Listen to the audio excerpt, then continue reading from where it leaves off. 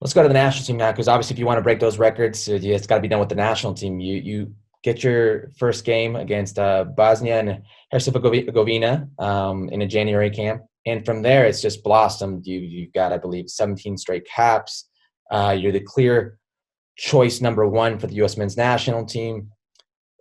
But you're in a time right now where guys like Tyler Adams, Weston McKennie, Christian Pulisic, Gio Reyna, who may come into the fold, Timothy Weah, all these different types of players, Anthony Robinson, who weren't around for that failed World Cup process in 2018, are getting the brunt end of this, I guess, backlash that is this negative vibe, this negative cloud over the U.S. men's national team.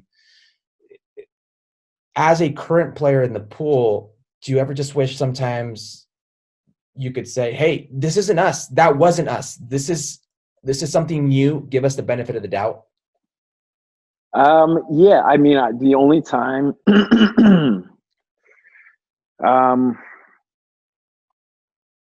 I mean, I would say that there are times where we're like, yeah, we're frustrated and annoyed with seeing the comments or hearing the comments about, oh, yeah, the whole failure of the World Cup and all that stuff.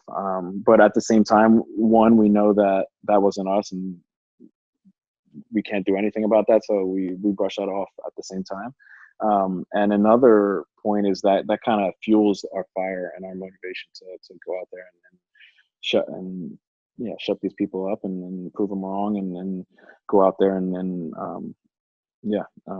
in doing that pretty much we go out there and play for them because we want to make them proud.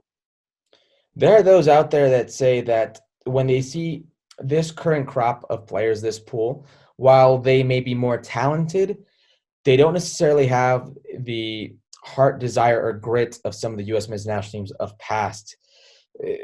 What's your feelings on that? I think, yeah, it's a tough one. I mean, I would definitely say that we all have heart and passion, and it's not like we go out there and we want to lose games. I would just say we don't have an identity right now. We're very young and inexperienced and immature in the international soccer world right now, and we're trying to find our feet, and we're trying to find leadership. We're trying to find our playing style, and I think, yeah, it's just like, it's so weird because it's like a national team, so you get guys from everywhere, and there's always guys hanging around that are older, but it's like 3/4 of this team is new.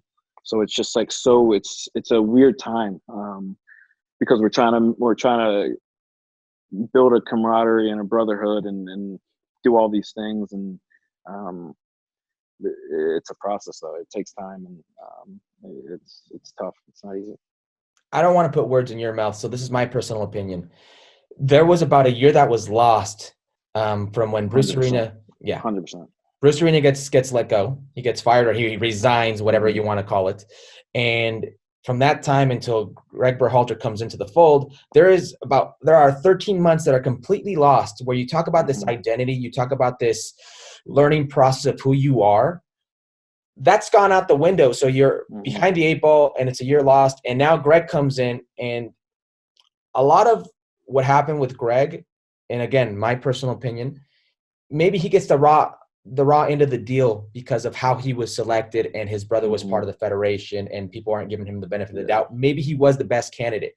But now you have that going against Gregg, and you have the year that is lost, and we still don't know who the U.S. men's national team is. We don't know their style. We don't know their brand. We don't know the philosophy, even though we hear Gregg Berhalter likes to play a possession-based style. That lost year, has it set the U.S. men's national team back? Yeah, I mean, I wasn't happy with how we just kind of pushed off the head coach and all that stuff. But I know it's not as easy as, we let go of him. We're going to get him the next hour. But at the same time, 13 months, that's way too long. It just makes no sense why to have that interim time. For us players, we didn't like it because it was pretty much we just go out there and have fun, work hard, compete. We didn't really have many. We didn't have a system. We didn't have very many details or directions.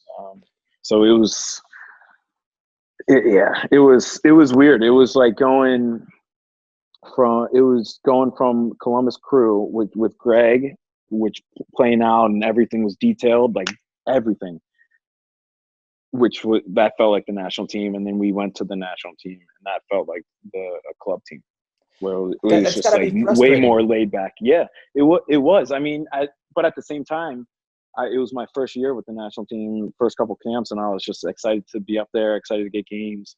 I was, my mindset was just to focus on training and learning from the coaches, and learning from Matt, and because he was a character.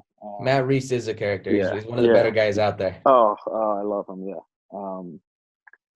he was great. But it was.